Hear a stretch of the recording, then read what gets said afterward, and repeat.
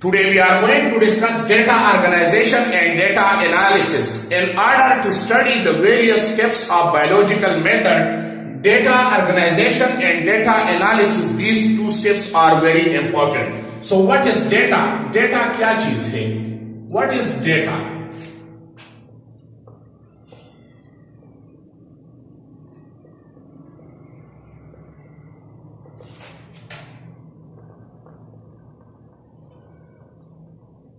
The recorded observation and information is called data. या हम इसकी डिफिनीशन इस तरह भी कर सकते हैं कि the information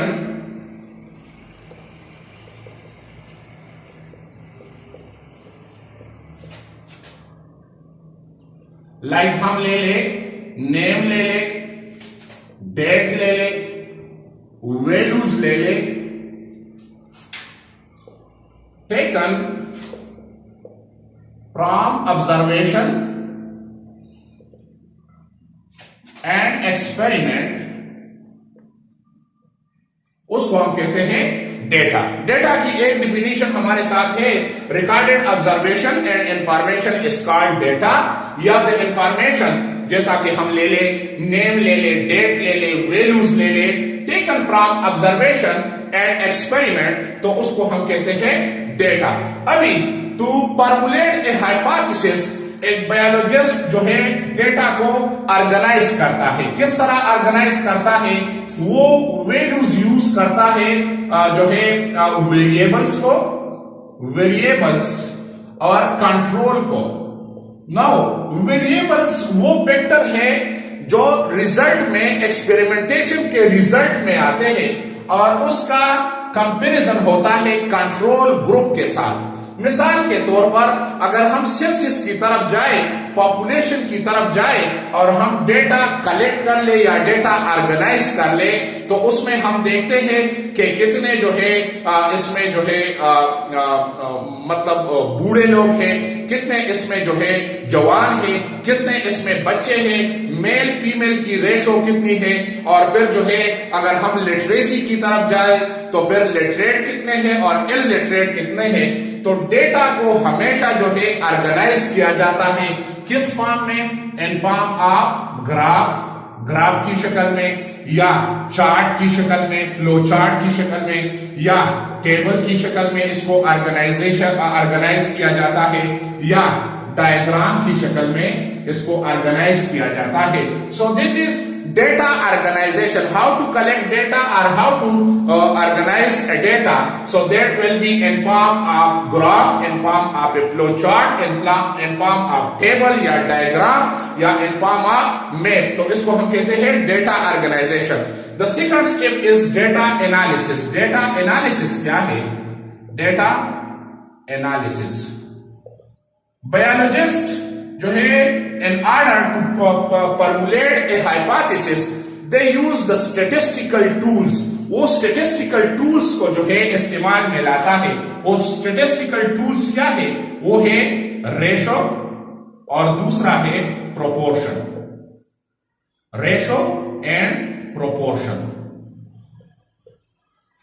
Now what is ratio? Ratio क्या है?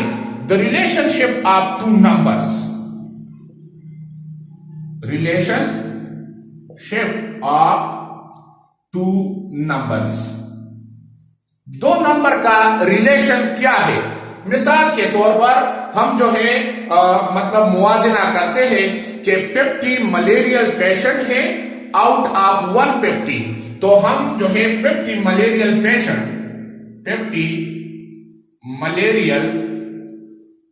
Patient out of 150. तो इसको हम किस तरह रिप्रेजेंट करते हैं? हमारे साथ 50 ratio 150. So this column this is for ratio. या डिवाइड में हम लिखते हैं या 50 डिवाइडेड बाय 150. तो मीन्स के इसको हम सिंप्लीफाई कर ले तो 1/3, या हम इसको लिख सकते हैं कि 1/3. So this column that is division या जो है इस्तेमाल होता है रेशो के लिए. या दो नंबर है, मिसाल के तौर पर ए रेशो बी, तो इसको मैं इस तरह लिख सकता हूं, A over B, A divided by B quotient में हम लिख सकते हैं, या हम लिख सकते हैं ए डिवाइडेड बाय बी, या हम इस तरह भी लिख सकते हैं कि ए रेशो बी।